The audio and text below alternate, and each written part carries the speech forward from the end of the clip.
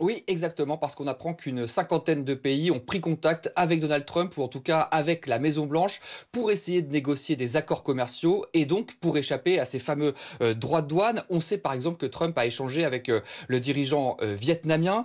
En fait, on a un peu de mal à suivre le président américain. D'un côté, il se dit inflexible, il dit qu'il ne reculera pas. On sait que les droits de douane, c'est quelque chose de très important pour lui. C'est un petit peu la potion magique qui doit régler tous les problèmes et notamment faire revenir des usines aux États-Unis. Mais dans le même temps, Donald Trump se montre ouvert à la négociation à condition qu'en face les pays plient et fassent des concessions.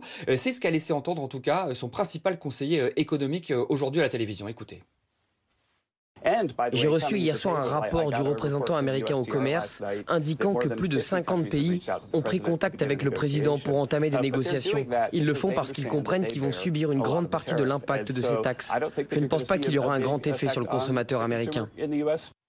Une chose est sûre, en tout cas, c'est Trump et Trump lui seul qui décidera ou non de lâcher du lest sur certains pays.